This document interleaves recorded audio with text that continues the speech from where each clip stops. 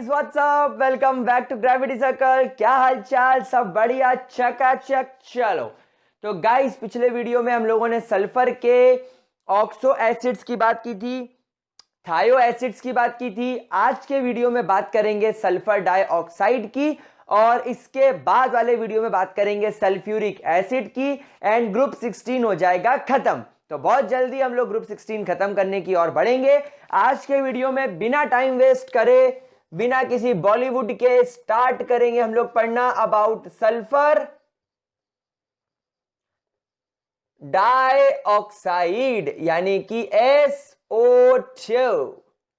So let's start talking about sulphur dioxide. तो प्यारा बच्चों, सबसे पहले हम लोग सल्फर डाइऑक्साइड की प्रिपरेशन पढ़ना स्टार्ट करेंगे, that how it is prepared. भाई, इनऑर्गेनिक केमिस्ट्री में हमारा काम क्या है? हमारा काम यही है कि हम पहले देखते हैं कि कोई सब्सटेंस, कोई कंपाउंड बनता कैसे है, अलग अलग तरीके से उसकी प्रिपरेशंस देखते हैं। प्रिपरेशंस बनने के बाद हम देखते हैं कि वो कंपाउंड की फिजिकल प्रॉपर्टीज क्या क्या है, फिर वो कंपाउंड की केमिकल प्रॉपर्टीज क्या क्या है, उसका शेप कैसा है, और शेप के बाद क्या उसके यूजेस है। तो यही हम लोगों को सल्फर डाइऑक्साइड के केस में करना है। तो सबसे पहली प्रिपरेशन जो होती है, जो जनरल प्रिपरेशन है, that when sulfur is heated in air, when sulfur is heated in air, जब आप सिंपल एयर में, हवा में यानी ऑक्सीजन में सल्फर को हीट करोगे तो क्या होगा? तो आप देख सकते हैं sulphur when heated in presence of oxygen it will give you sulfur dioxide gas। क्या ये बात बहुत अच्छे तरीके से क्लियर है? क्या इसके अंदर किसी भी तरीके की कोई परेशानी? पक्की बात, आपको क्या करना है, इसको हीट करना है। तो ये आपकी पहली मेथड ऑफ प्रिपरेशन। लेकिन इस प्रिपरेशन के अंदर एक छोटी सी बात ध्यान रखना है, दैट यहां पर approximately 6 to 8% of sulfur trioxide is also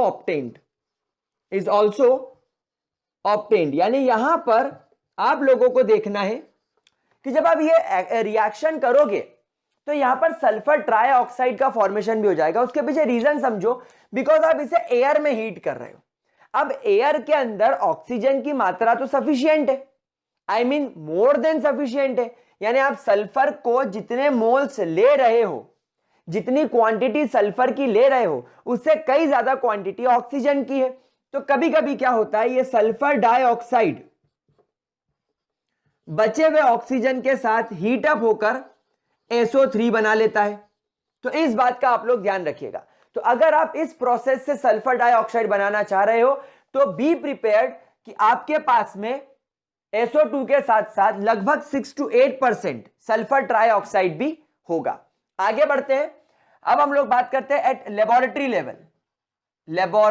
level, यानी अगर आप लेबोरेटरी लेवल पर सल्फर डाइऑक्साइड यानी SO2 नाम की गैस बनाना चाहते हो तो आप कैसे बनाओगे? और इसका एक ही मेथड है जो सबसे बेस्ट मेथड है, that is reaction with acid. अब हम यहां पर क्या करने वाले हैं, अलग अलग चीजों की एसिड के साथ रिएक्शन करने वाले। तो सबसे पहले हम लोग क्या करेंगे, हम लोग सल्फर को हीट करेंगे H2SO4 के साथ। तो यहां पर क्या होगा, देखो प्यारे बच्चों, when sulphur is treated with H2SO4 acid, तो ये सल्फर और ये सल्फर, दो सल्फर निकल गए और यहां से आपको मिल जाएगा ऑक्सीजन। तो 2 मोल्स ऑफ SO2 नहीं। तो अब हमको यहां पर इसे बैलेंस करने के लिए यहां पर लगाना पड़ेगा 2, यहां पर निकालने पड़ेंगे 3। तो 4 2 8, 8 में से 6 बाहर हो गए ऑक्सीजन। अब क्या बचा, यहां पर 8 ऑक्सीजन थे, 8 में से 6 चले गए तो 2 ऑक्सीजन बचे, और आपके पास में यहां पर 4 हाइड्रोजन है, तो ये वाटर। तो यहां पर आप लोगों को वाटर तो खैर नीचे मिल जाएगा, ये आपको सल्फर डाइऑक्साइड गैस मिल गई। तो पहली प्रिपरेशन तो बहुत इजी है, आपको क्या करना है, सल्फर को ट्रीट करना है किसके साथ, H2SO4 के साथ। Is that very much clear to you? I repeat, कोई परेशानी, किसी तरीके की कोई दिक्कत? श्योर है? हम लोग आगे बढ़े, चलिए सुपर। अगला हम लोग देखते हैं कॉपर की रिएक्शन H2SO4 के साथ। मतलब अब हम लोग क्या करने वाले हैं, अब हम लोग यहां पर हमारे कॉपर को H2SO4 के साथ रिएक्ट करके देखने वाले हैं कि यहां पर क्या प्रोसेस हो सकती है। तो देखिए गाइस, यहां पर आप लोग देखिए कि no doubt copper sulphuric acid के साथ मिलकर CuSO4 बना लेगा। अब सल्फर तो यूज हो गया, तो फिर सल्फर डाइऑक्साइड गैस कैसे बनेगी? दैट मींस मुझे इसके 2 मोल्स चाहिए। याद करने का तरीका सीखो। अगर कॉपर SO4 CuSO4 बन के बाहर हो गया तो सल्फर तो बचा ही नहीं, आपको क्या मिलेगा? बाबा जी का ठुल्लू। तो आपको यहां पर SO4 निकाल दिया तो 2 लगा दो। अब 2SO4 है, एक SO4 चला गया, एक SO4 में से SO2 टूट के सल्फर डाइऑक्साइड गैस बना लेगा। अब तुम्हारे पास में 4 हाइड्रोजन है, एक SO4 पूरा का पूरा यूज अप हो गया, एक SO2 यूज अप हो गया। अब यहां पर SO4 में से SO2 आ गया तो 2 ऑक्सीजन बचे होंगे। भाई एक SO4 यहां यूज हो गया 2 में से, और एक SO4 में से SO2 इधर निकल आया। तो अब इस SO4 में से SO2 निकल आया तो इसके 2 ऑक्सीजन होंगे ना, तो वो 2 ऑक्सीजन वाटर के साथ हाइड्रोजन के साथ कनेक्ट करके क्या बना लेंगे? वाटर बना लेंगे। तो ये आपकी दूसरी मेथड ऑफ प्रिपरेशन हो गई। ये भी बहुत ही ज्यादा इजी है आई गेस। मेरे ख्याल से इसके अंदर किसी प्रकार की कोई भी परेशानी आपको नहीं होनी चाहिए। लास्ट रिएक्शन मैं कहां लिखूं? यहीं लिख देता हूं।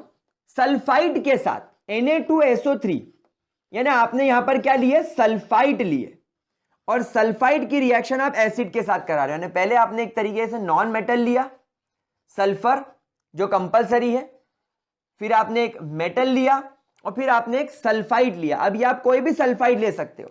अब यहां पर K2SO3 ले सकते हो, CaSO3 ले सकते हो, MgSO3 ले सकते हो, कोई भी सल्फाइड ले लो, उसको इसके साथ रिएक्ट कराओ। तो अब यहां पर क्या होगा देखिए, ये बन जाएगा Na2SO4, यानी यहां पर एक ऑक्सीजन लेकर इस SO4 में से एक ऑक्सीजन इसने ले लिया और ये SO4 बन गया। अब यहां पर क्या बचा? H2SO3, एक ऑक्सीजन के चले जाने की वजह से अब यहां पे 3 बचा, उसमें से H2 एक ऑक्सीजन लेके बाहर चला जाएगा। तो एक ऑक्सीजन इसने ले लिया, एक ऑक्सीजन इसने ले लिया, 4 में से 2 ऑक्सीजन बचे, H2 जा चुका, अब क्या बचा? सिर्फ सल्फर। तो ये आपका SO2 गैस बन के बाहर हो गया। तो it is very easy to prepare sulphur dioxide gas at laboratory level. तो गाइज ये 3 मेथड आपके पास में कौन से लेवल की हो गई? लेबोरेटरी लेवल की हो गई। क्या इनके अंदर किसी टाइप का कोई दिक्कत, किसी भी टाइप की कोई परेशानी? पक्की बात प्यारे बच्चों? चलो स्क्रीनशॉट ले लो ताकि मैं आपको थर्ड मेथड ऑफ प्रिपरेशन इसको रब करके सिखा सकूं, जो आप ऑलरेडी आइसोलेशन ऑफ एलिमेंट्स वाले चैप्टर में पढ़ के आए हो। हम सल्फाइड ओर्स को ऑक्सीजन की प्रेजेंस में हीट करेंगे तो जिंक ऑक्साइड, आयरन ऑक्साइड जैसे ऑक्साइड्स मिल जाएंगे और सल्फर डाइऑक्साइड गैस आपको मिल जाएगी। जरा स्क्रीनशॉट लो, वो तो आपको आती है मेरे प्यारे बच्चों को। स्क्रीनशॉट लीजिए। अरे डंडना डंडन डंडारा, कोई दिक्कत आई क्या? आगे बढ़े। बहुत बढ़िया, शाबाश। चलो अब तीसरा पॉइंट, इंडस्ट्रियल लेवल पर, एट इंडस्ट्रियल लेवल, यानी जब बड़े लेवल पर, इंडस्ट्रियल लेवल पर कैसे बनाई जाती है सिर्फ डाइऑक्साइड गैस। तो देखो, आप कोई भी सल्फाइड ओर पकड़ लो, मैं यहां पर ZnS ले आता हूं, FeS ले आता हूं। क्या करना है भाई? रोस्टिंग करनी होती है इनकी। रोस्टिंग मतलब ऑक्सीजन की प्रेजेंस में हीट अप करना होता है। और क्या, जब आप ऑक्सीजन के प्रेजेंस में हीट करते हो तो वी नो दैट आपको मिलेगा यहां पर जिंक ऑक्साइड और सल्फर डाइऑक्साइड गैस मिलेगी। आयरन का जब आप हीट अप करते हो तो आपको यहां पर मिलता है Fe2O3 और SO2। तो बस आपको क्या करना है? इसको बैलेंस करना होता है। अब जैसे यहां पर इसकी बैलेंसिंग करने की तरफ बढ़े तो यहां पर अपने को चाहिए SO2, तो यहां पर 2 लगा दो, 2 लगा दो, 2 लगा दो, तो ZnO 2 2 4, 2 2 4 और 2 6, तो ये हो गया balance. Any kind of doubt, किसी भी प्रकार की कोई भी समस्या? तो पहली रोस्टिंग तो बहुत इजी थी, पहली रोस्टिंग बड़े आराम से हो गई। ठीक है, कोई दिक्कत, कोई परेशानी? ठीक है, आगे बढ़े। चलिए अब एक काम करते हैं, यहां पर लगा देते हैं 2, तो ये हो जाएगा 4, उसकी वजह से ये भी हो जाएगा 2, तो ये हो जाएगा 3 2 6 और 2 2 4, 6 और 4, 2 2 4 और 3 2 6 10, तो यहां पर आपको लगाना पड़ेगा 5O2, तो यहां पर आपको 5O2। अब एक बार चेक कर लो, if I am not mistaking मैंने सही बनाया है, मैं भी एक बार चेक कर लेता हूं। Fe2O3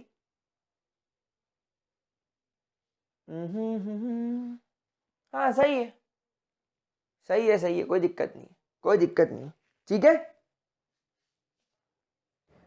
कोई दिक्कत नहीं है। अच्छा, एक कंपाउंड और बनता है FeS2।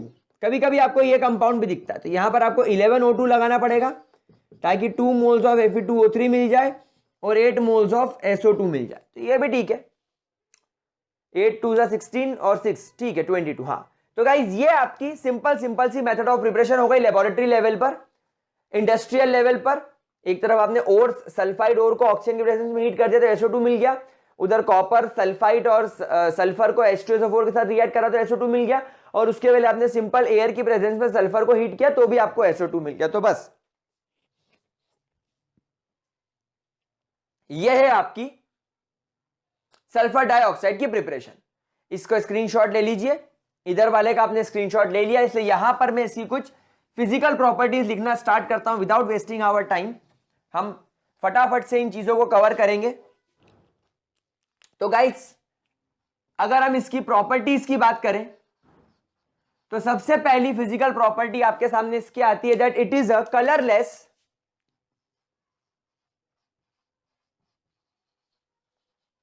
गैस। दूसरी, एक अजीब सी पंजेंट सी इसकी स्मेल होती है, पंजेंट सी इसकी स्मेल होती है। तीसरी, इसका ऑर्डर सफोकेटिंग होता है, यानी एक प्रकार की सफोकेटिंग गैस है। अगर ये आपके आसपास आई तो आपको सफोकेशन होगा, घबराहट होगी, ऐसा लगेगा घुटन सी हो रही है। At -10 degree Celsius it liquefies, -10 degree Celsius पर ये लिक्विफाई हो जाती है, और -76 डिग्री सेल्सियस पर इट सॉलिडिफाइज। ठीक है, next point, it is highly soluble in water, बहुत बढ़िया तरीके से पानी के अंदर घुल जाती है। तो ये कुछ बेसिक प्रॉपर्टीज है जो आप लोगों को याद रखनी होगी, है ना। अच्छा, SO2 सल्फर का एटॉमिक मास होता है 16, है ना, नहीं 32, और एक ऑक्सीजन का मास होता है 16, तो 32 64, यानी इसका मास काफी ज्यादा है। इस वजह से आप इसे बोल सकते हैं it is heavier, it is heavier than air. Air से ये काफी ज्यादा भारी दिखती है, it is very much heavier than air. तो ये ऐसी कुछ फिजिकल प्रॉपर्टीज हो गई। प्यारे बच्चों, इन फिजिकल प्रॉपर्टीज को जल्दी से नोट कर लो ताकि हम इसको रब करके केमिकल प्रॉपर्टीज की तरफ चले। ठीक है, हैव अ लुक गाइस, फटाफट इसको नोट करो, बहुत इजी पीजी है। गुलजारी, अब मेरे प्यारे बच्चों हो गया। ओए चलो तू शाम मेरे नाम तेरा, ओ मैं क्या मेरे पुत्र तू शाम मेरा, नहीं तुझ में खोया। चलो, तो अब वक्त है कुछ कर दिखाने का। कुछ भी नहीं करना है, केमिकल प्रॉपर्टीज पढ़नी है और सो जाना है। बाबू सोना से पूछ के कि खाना खाया, मेरे बाबू ने खाना खाया कि नहीं खाया। चलिए, केमिकल प्रॉपर्टी, पहली chemical property is the acidic nature. Oh, क्या आप लोग जानते हैं कि आपके सल्फर डाइऑक्साइड का नेचर एसिडिक होता है? कैसे प्रूफ करेंगे भैया? एक बेस्ट बात, किसी भी सब्सटेंस का एसिडिक नेचर आप कैसे पता लगा सकते हो? सिंपल, आप उस सब्सटेंस को वाटर के अंदर डिसॉल्व करो, आप उस सब्सटेंस को वाटर के अंदर डिसॉल्व करो। जब वाटर के अंदर डिसॉल्व हो जाएगा तो वो एक सब्सटेंस बनाएगा। और क्या ये सब्सटेंस एसिड है? तो जी हां, हम लोग कल ही पढ़ के आए हैं, ये सल्फ्यूरस एसिड कहलाता है। याद करो, कौन सा acid? Sulphurous acid. Oxidation state क्या पाया जाता है इसका? +4, और यहां पर भी कितना है? +4। दैट मीन्स सल्फर का विदाउट चेंजिंग ऑक्सीडेशन स्टेट अगर वो एक एसिडिक सब्सटेंस में कन्वर्ट हो जाता है अपॉन रिएक्टिंग विथ वाटर, मतलब वो एसिडिक नेचर का। ये इस बात का बहुत शानदार प्रूफ है, बहुत शानदार प्रूफ है। वाह वाह वाह वाह, इससे बेहतर प्रूफ और कोई नहीं मिलेगा। तो अगर आपको ये बात लिखनी तो आप लिख सकते हैं that when a substance reacts, ये रूल लिखा रहा हूं मैं, ये यूनिवर्सल रूल है, याद रखना। When a substance reacts with water and it forms an acidic substance without change in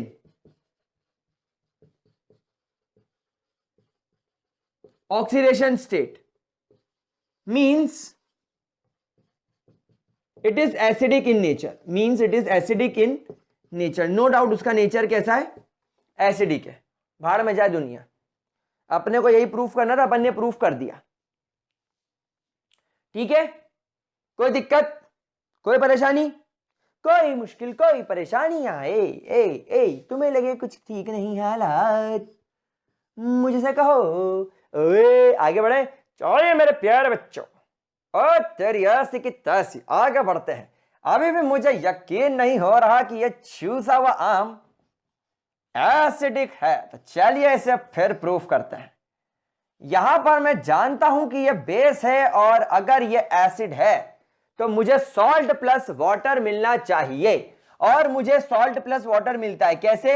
ये कन्वर्ट हो जाता है Na2SO3 के अंदर। कैसे भाई? ये SO2 है, एक ऑक्सीजन यहां से मांग लेगा तो बन गया SO3, ये दोनों सोडियम यहां पर बन गए Na2SO3। अब क्या बचा? 2 हाइड्रोजन बचे, और एक ऑक्सीजन यहां जाने के बाद एक ऑक्सीजन बचा, बन गया वाटर, सॉल्ट प्लस वाटर। और तेरी ऐसी की तैसी, अब भी मुझे यकीन नहीं होता कि SO2 एसिडिक है। लेकिन वो रिएक्शन तो मानोगे ना कि नहीं मानोगे प्यारे बच्चों? मानोगे ना? प्लोमिच प्लोमिच प्लोमिच। एक रिएक्शन और देख लेते हैं। अगर आप इसका सॉल्ट Na2SO3 लेते हो और इस सॉल्ट को वाटर प्लस SO2 के साथ रिएक्ट कराते हो, तो ये बाइकार्बोनेट यानी बाइकार्बोनेट टाइप का सब्सटेंस बनाना चाहिए, हाइड्रोजन सल्फाइड बनाना चाहिए। तो क्या ये हाइड्रोजन सल्फाइड बना रहा है? देखते हैं।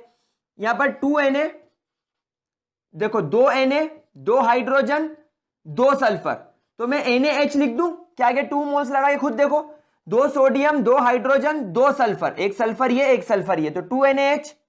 और ऑक्सीजन कितने हैं?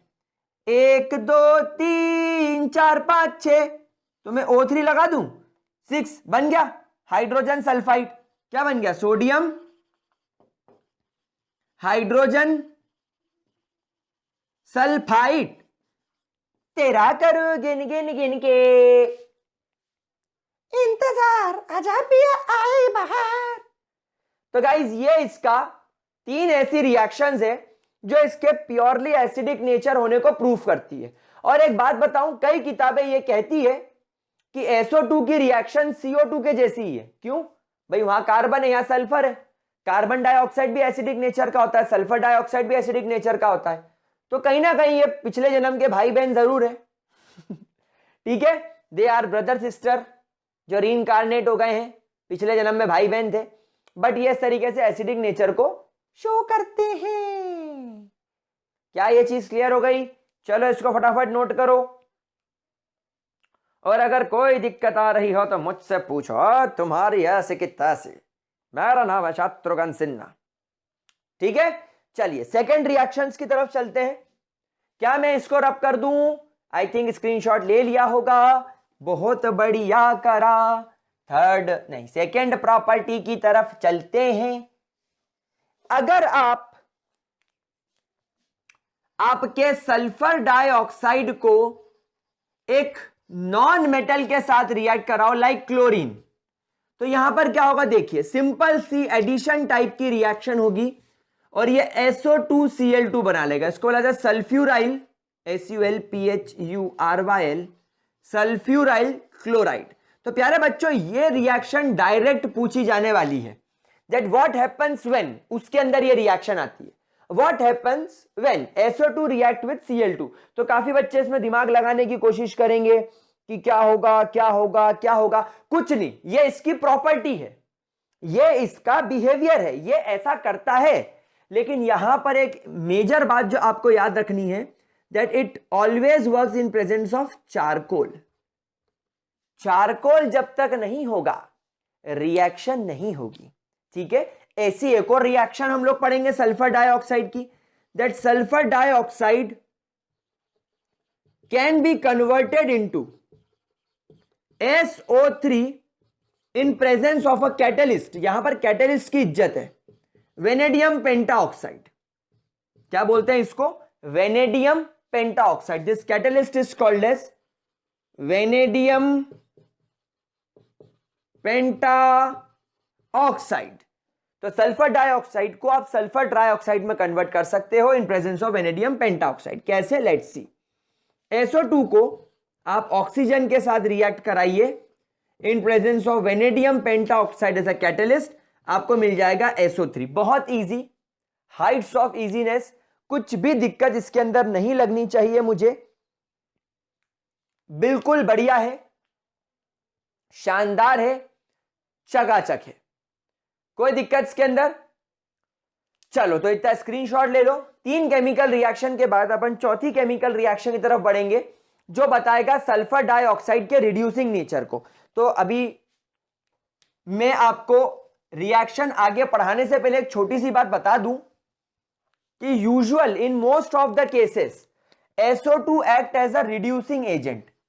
SO2 act as a reducing agent. अब इसके पीछे सवाल आता है व्हाई। तो प्यारे बच्चों आप यहां पर खुद देखो दैट यूजुअली आपका sulphur dioxide gas +4 oxidation state में एग्जिस्ट करता है, and we know that sulphur is most stable in +6 oxidation state. कारण बता सकता है कोई? भाई इसके अंदर इनर्ट पेयर इफेक्ट नहीं लगेगा। सल्फर का जब इलेक्ट्रॉनिक कॉन्फ़िगरेशन देखोगे तो सल्फर के अंदर 2s2 2p6 के इलेक्ट्रॉन पूरी ताकत से 3s2 के इलेक्ट्रॉन्स पर रिपल्शन लगाते हैं। ये हम बहुत शुरू से पढ़ते आ रहे हैं, इनर्ट पेयर इफेक्ट वाला केस। तो सल्फर के अंदर इस प्रकार का रिपल्शन ज्यादा है, मतलब इनर्ट पेयर इफेक्ट कम है। इनर्ट पेयर इफेक्ट क्या है? वैलेंस शेल के s ऑर्बिटल के वैलेंस शेल के s ऑर्बिटल के इलेक्ट्रॉन जो कि पेयर्ड हैं वो अनपेयर होने से मना कर दे, केमिकल रिएक्शन में पार्टिसिपेट करने से मना कर दे, वो है इनर्ट पेयर इफेक्ट। लेकिन यहां पर इनर्ट पेयर इफेक्ट काम नहीं करेगा क्योंकि 2s और 2p का रिपल्शन हाईली होगा, इसलिए ये इलेक्ट्रॉन अनपेयर हो जाएगा। मतलब सल्फर +6 फॉर्म में ज्यादा स्टेबल है, इसलिए सल्फर हमेशा अपने आप को SO4 के अंदर कन्वर्ट कर लेगा जिसके अंदर इसके ऊपर +6 ऑक्सीडेशन स्टेट आ जाएगा। इस बात को ध्यान रखना प्यारे बच्चों, ये कभी भी SO3 नहीं बनाएगा क्योंकि SO2 का SO3 में conversion is addition of oxygen, it is oxidation. लेकिन यहां पर हम सीख रहे हैं कि सल्फर का ऑक्सीडेशन स्टेट बढ़ना इसके रिड्यूसिंग एजेंट को शो करता है।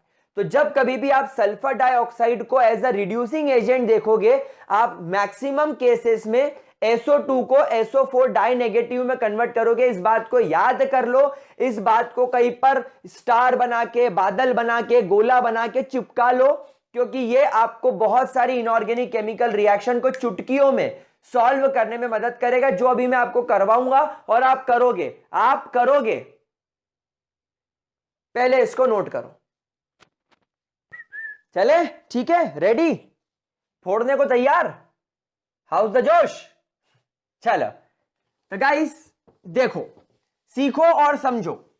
मैं कुछ भी नहीं करने वाला, मैं नहीं चाहता कि आप रिएक्शन बैलेंस करो, मैं नहीं चाहूंगा कि मेरा प्यारा बच्चा इनऑर्गेनिक केमिस्ट्री की रिएक्शन बैलेंस करे। कारण मैंने आपको यहां पर गोल्डन रूल सिखा दिया है, कुछ करना ही नहीं है इसके बाद। देखो अगर आपसे सवाल आता है व्हाट हैपेंस व्हेन, आपको इनऑर्गेनिक केमिस्ट्री में हमेशा ऐसा सवाल आएगा व्हाट हैपेंस व्हेन, बस इस प्रकार का सवाल आएगा।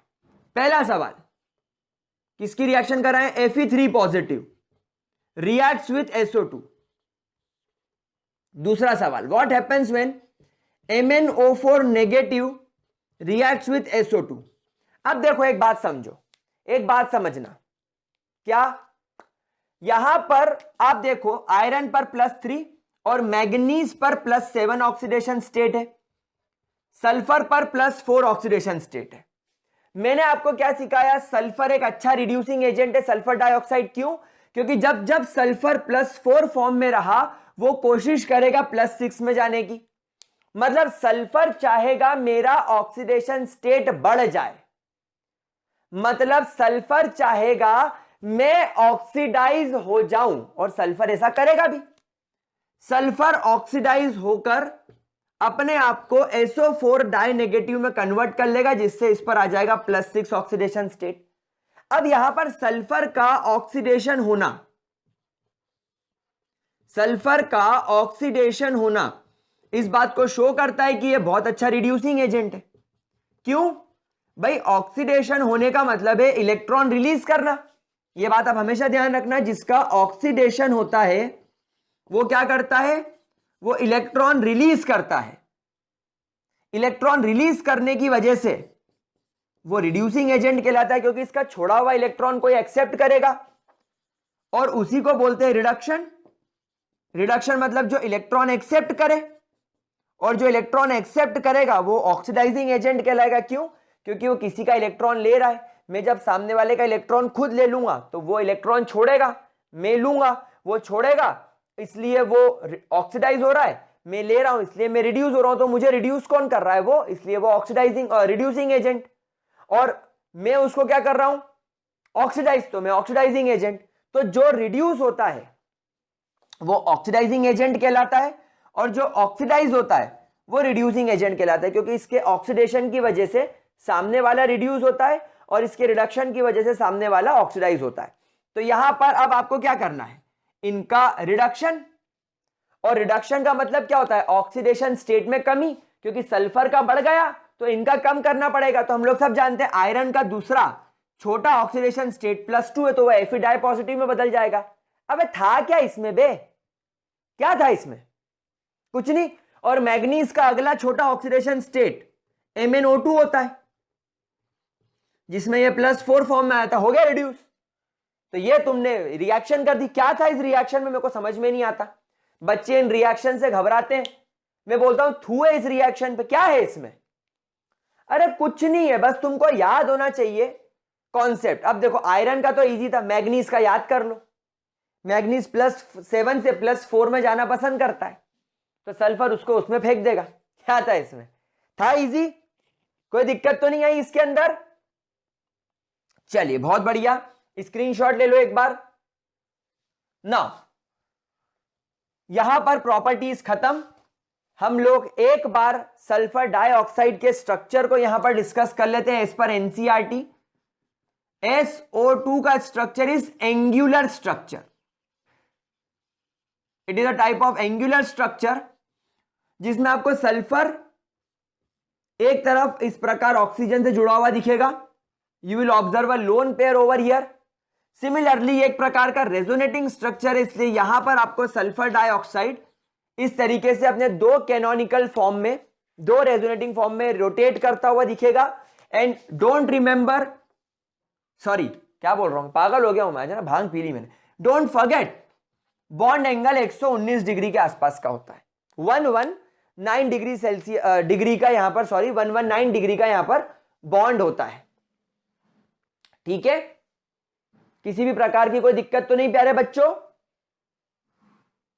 एक बार ध्यान से देख लीजिए, कोई प्रॉब्लम आ रही हो तो मुझसे पूछ लीजिए। ठीक है, चलो बहुत बढ़िया। तो गाइज यहां पर हमारा सल्फर डाइऑक्साइड खत्म होता है। पहले जरा जल्दी से इतना देख लो, फिर मैं आपको इससे कुछ बचे हुए यूजेस करवा देता हूं। हम लोग इसके यूजेस देख लेते हैं, but before that take the screenshot. चलो प्यारे बच्चों, यूजेस की बात करते हैं। वैसे uses are the most unused thing in chemistry. किसी भी सब्सटेंस के यूज पढ़ना मुझे सबसे ज्यादा अनयूज्ड चीज लगती है। जैसे हम लोग 3 इडियट्स मूवी देखे हैं, उसमें फरहान और राजू के दिमाग कैसे थे? एकदम अनयूज्ड ब्रेन्स थे, क्योंकि उनका मार्केट में वीरू सहस्त्रबुद्धे को बहुत अच्छा प्राइस मिल रहा था। वैसे इनके यूजेस भी एकदम अनयूज्ड हैं, बट पढ़ लेते हैं।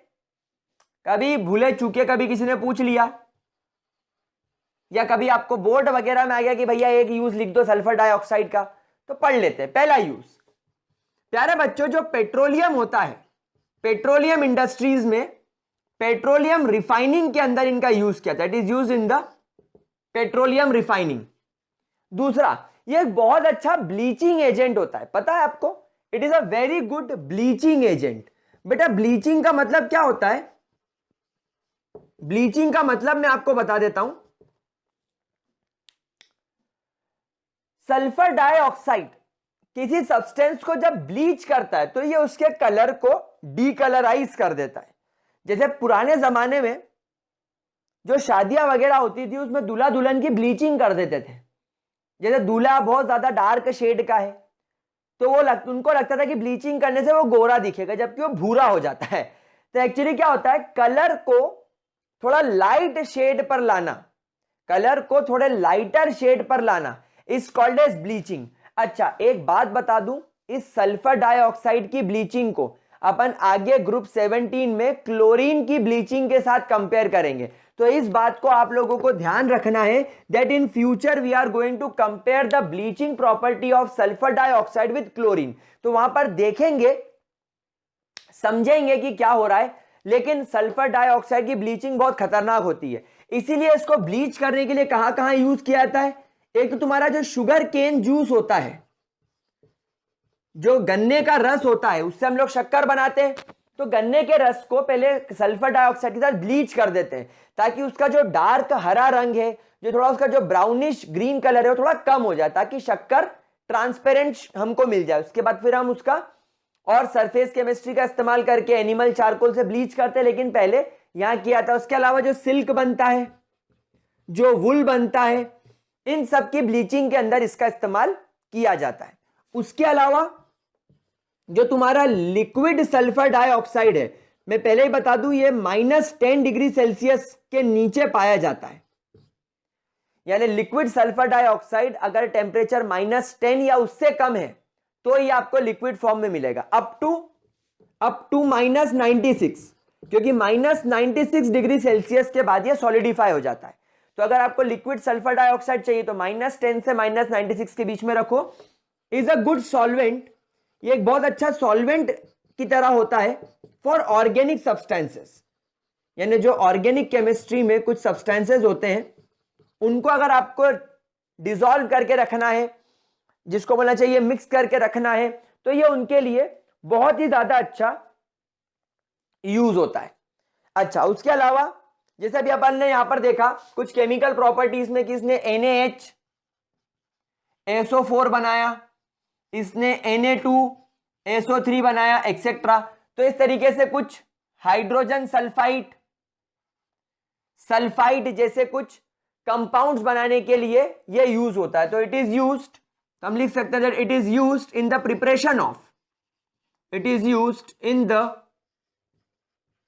प्रिपरेशन ऑफ सल्फाइड, देन आपके हाइड्रोजन सल्फाइड, और हमने देखा कि ये H2SO3 भी बनाता है, यानी सल्फ्यूरस एसिड H2SO3 बनाया था etcetera, sulphurous acid and SO3, ये सब बनाने में भी इसकी बहुत ज्यादा इंपॉर्टेंस होती है। हम लोग सब जानते हैं कि ये बनाने में मदद करता है। अच्छा आप लोग सब जानते हैं कि जब ये सॉलिड फॉर्म में या लिक्विड फॉर्म में होता है तो देखो -10 डिग्री सेल्सियस का तापमान होता है, मतलब ये अच्छा रेफ्रिजरेंट भी है। It is a very good refrigerant, it is a very good refrigerant, ठीक है, ये बहुत अच्छा रेफ्रिजरेंट होता है और ये डिसइंफेक्शन के काम में भी यूज किया जाता है। एक बहुत अच्छा डिसइंफेक्टेंट भी ये होता है क्योंकि ये सामने वाले को क्या कर देता है, रिड्यूस कर देता है। तो ये एक बहुत अच्छा डिसइंफेक्टेंट के तौर पे भी यूज किया सकता है। बस इतनी अगर आपने इसकी प्रॉपर्टीज पकड़ ली, यूजेस अगर आपने इसके इतने पकड़ लिए, दिमाग में सेव कर लिए, तो मजा आ जाना। तो गाइस यहां पर कंप्लीट होता है हमारा SO2। अगले वीडियो में बात करेंगे सल्फ्यूरिक एसिड की, वो वीडियो कंपैरेटिवली लंबा हो जाएगा। इसलिए हम लोग यहां पर इस वीडियो को खत्म कर रहे हैं। अगले लेक्चर में ये चैप्टर, ये टॉपिक खत्म, देन 17 और 18 बहुत जल्दी खत्म हो जाएगा। तो we will be completing this topic by next video. I hope इतना समझ में आया होगा। इतने नोट करके रखो, बार बार इनऑर्गेनिक केमिस्ट्री को पढ़ोगे तो आप लोगों को ये याद होता जाएगा। मैंने आपको रिड्यूसिंग एजेंट वाली जो रिएक्शन है उसकी जो ट्रिक बताई है वो दिमाग में रखो, डीएनएफ ब्लॉक में बहुत काम में आनी है। तो ठीक है बच्चों, आज की क्लास यहीं खत्म करते हैं, मिलते हैं अगले वीडियो में। तब तक के लिए bye bye, have a great day. Don't forget to like, share and subscribe the Gravity Circle और मेरा दूसरा channel Mrityunjay Pandya. So bye, have a great day प्यारे बच्चों।